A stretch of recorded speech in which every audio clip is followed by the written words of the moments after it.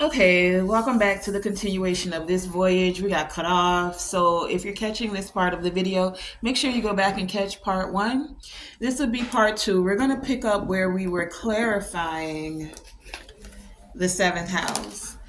What did we have for the seventh house? We had the Queen of Swords with the Nine of Pentacles, the Strength card, the Knight of Wands, and the High Priestess. And what the message was with this seventh house was about your unions, right? Many of you, when it came to your unions, those you cooperated with, those you were in partnership with, whatever this partnership may have been, whatever this union was, if it was a union, meaning your family, a union of business partners, a union of the team sports, organizations you joined, partnerships, friendships, all of that, unions, partnerships, right? In order for many of you to find balance, you had to step into your Queen of Swords energy. Do you see how the pen is here with the book?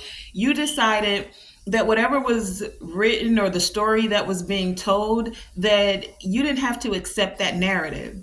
So you came somewhat out of the heart space and started to see things more logically. You decided to write the story, Nine of Pentacles here. You put in the work to write a story of abundance, to step into this prosperity energy. You put in the work to allow your garden to flourish, right? This took a lot of strength for many of you. It took a lot of courage to balance things out, to figure out how to create a fair deal for yourself so that you weren't accepting projections, other people's perceptions, learning to speak life into yourself, right? Knight of Wands here, messages, passionate messages of what you think, speak, and say to self, right? You had to trust your intuition. You had to use your intuition to see the secrets of how to reprogram your subconscious mind, to see into the spiritual realm and recognize that things happen in the spiritual first before it actually manifests into your Nine of Pentacles garden here, right? So when it comes to relationships, yes, you want it to be fair, you want it to be diplomatic, but those that would take your kindness for weakness, you are willing to, Queen of Swords, give them your sword to be the ready writer of your own story. And that's how many of you decided to balance out this energy. You became the High Priestess, tapping more into this with the ninth house here, tapping into that wisdom. You learned the lessons, spiritual lessons, High Priestess, Queen of Swords, and the mundane material lessons, right? The higher learning and the personal philosophy for self, for your belief system. You had to explore the subconscious as well as the conscious mind, tap into not just the intellect, but the occult, or not even occult, esoteric is more of what I'm getting here. Okay? So many of you had to go into the exploration, High Priestess, Queen of Swords here, using the strength that you've gained, strengthening yourself by doing the mental reps, but by also doing the spiritual reps, okay? Tapping into your core values. It allowed you to expand. Ninth house here. So let's get into this ninth house energy of your spiritual values, your core beliefs, deciding of what's to be shared, things in your philosophy for some of you had to expand. Tell us about the ninth house. What is the message coming from Jupiter? Tell us about this expansion. Clarify ninth house here, please and thank you. Ninth house energy. Ninth house. Sorry, I have a nice. I'm recording. Ninth house. At the ninth house, we have The Page of Swords. What's peeping out there? Ace of Pentacles peeping out with the Page of Swords and the Temperance at the split of the deck. So Temperance is about balance. Temperance is the alchemical process. This is Jupiter energy, or rather Temperance represents Sagittarius as well.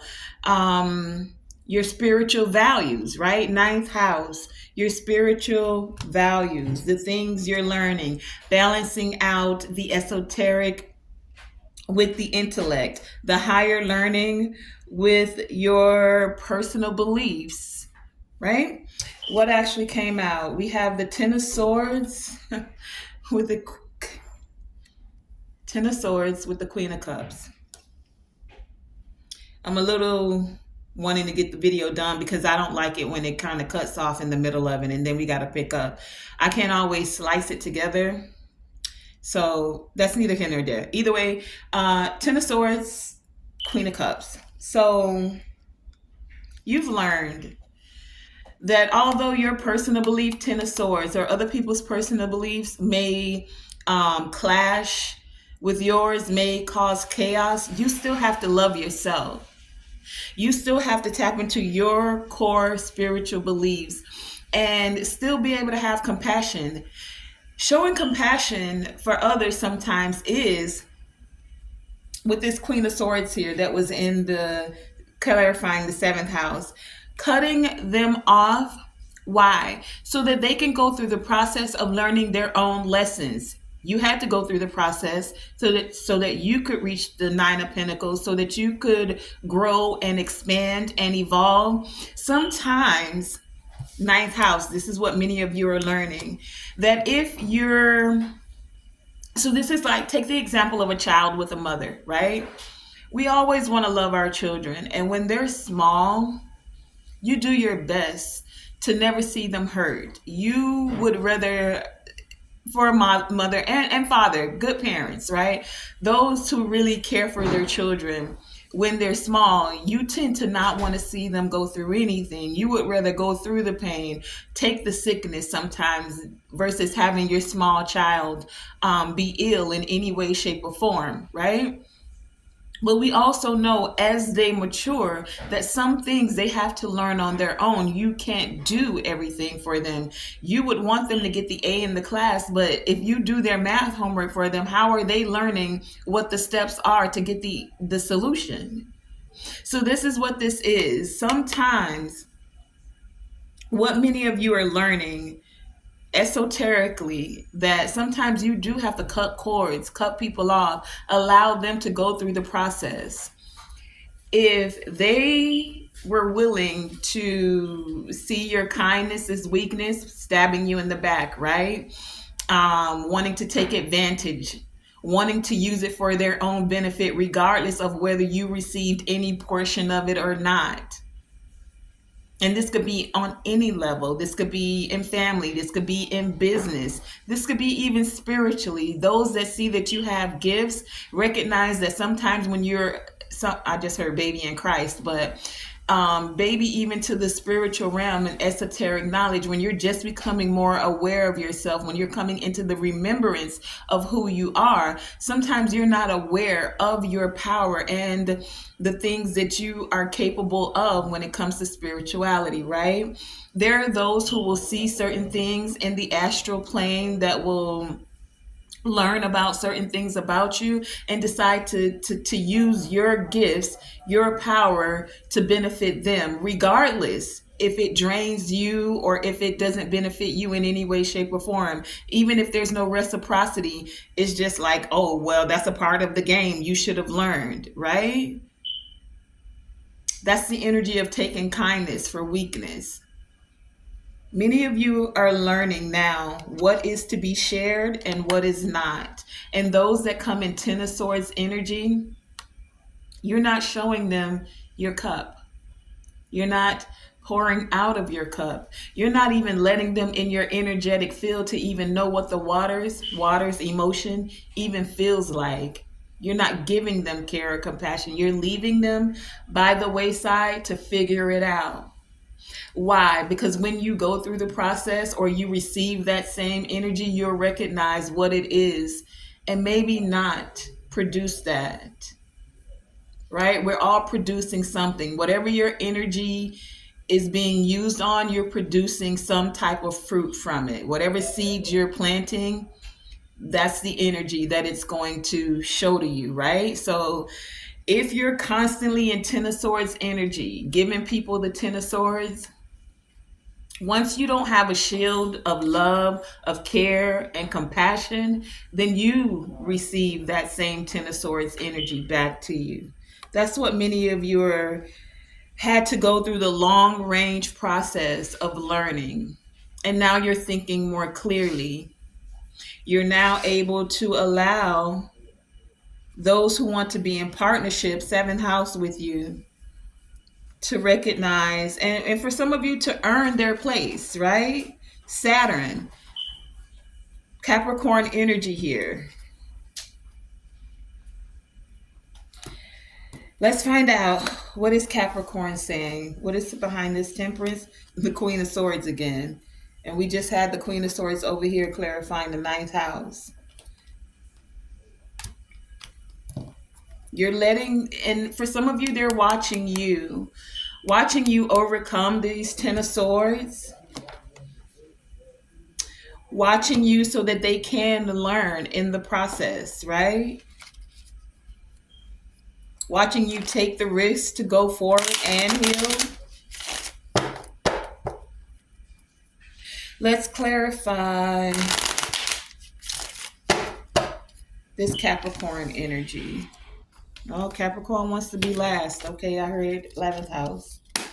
The 11th house is about the freedom, right?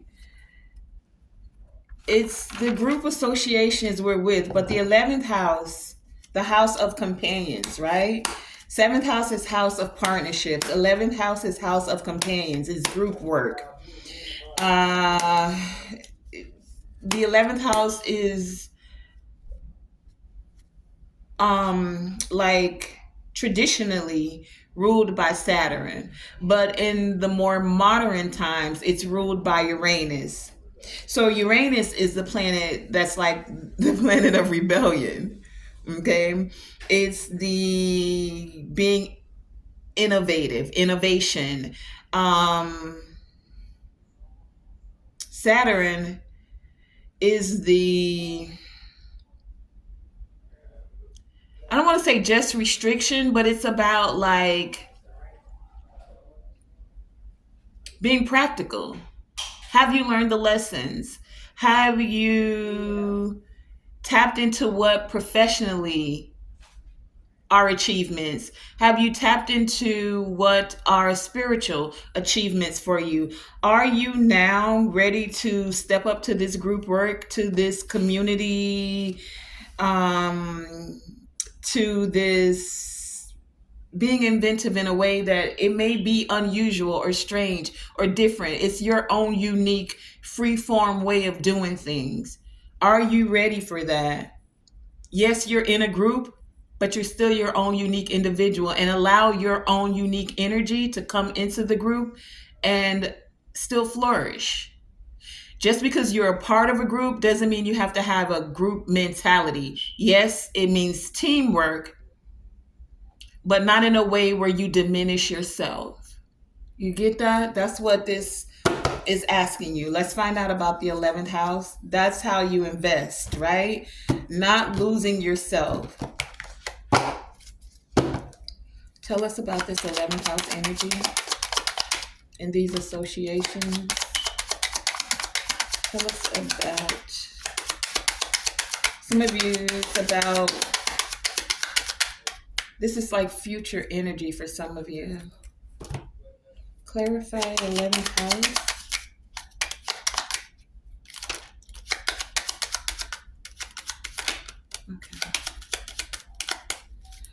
Okay, we have the bottom of the deck split at the Knight of Cups and the Six of Wands. See, The messages are they love the way that you do your own unique thing. Bring your own unique self to the group. This is how you get the this is what successful looks like on you. This is what you're being recognized for. Get it out, right? The drive to stand out and make your unique contributions to this group, to these associations, because Uranus, right, for the future, Uranus is giving me this energy of like, it doesn't, because I'm trying to get the video done before it cuts off. So let me take a minute, okay? Uranus energy and how it flows, it doesn't deal with just like the individual person. It doesn't influence just the individual. When Uranus comes through, it influences for generations to come. There it is. It took all of that to get that out. Because this is 11th house energy, it's like what you're doing is not just benefiting you, it's benefiting generations to come, your generations to come, and others' generations to come, associations, group association, community as a whole, right? So there's this urge for change that's here, and the unique way, the ability to like see a vision, and the possibilities of it. Two of Wands here, to see a vision, set intentions, and see the possibilities of it. That's what many of you are coming together to do. And we also have the Seven of Wands, Ace of Cups, and the King of Swords. King of Swords. That's Libra, Gemini, Aquarius energy. 11th house is Aquarius. Wands, taking action. Yeah. It's the King of Swords, and we had the Queen of Swords come out here. So 7th house energy, that is counterparts, King and Queen. Venus energy, the Ace of Cups is here. Setting plans and intentions to protect your energy.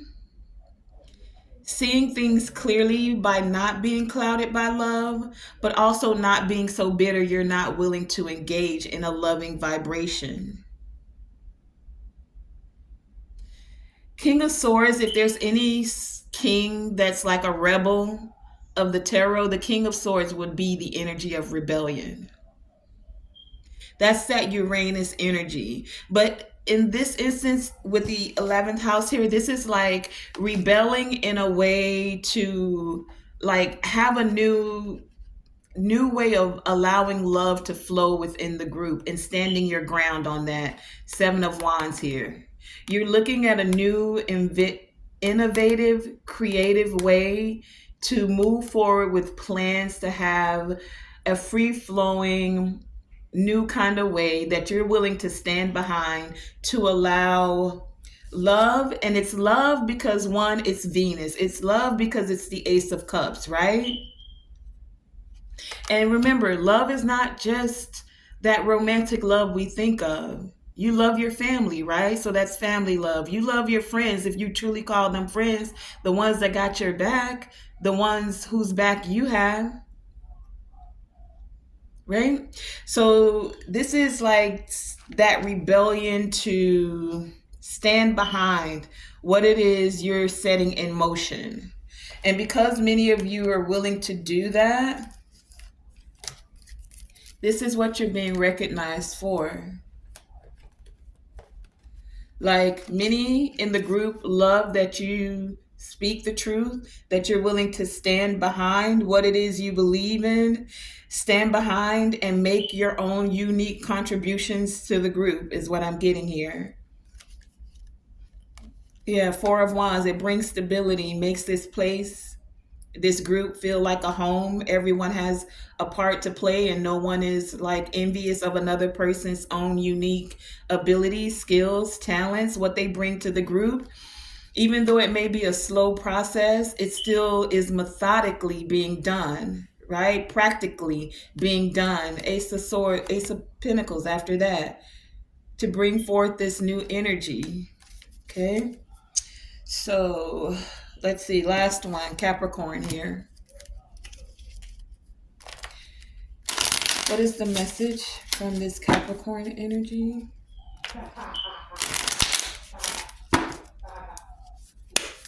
This is a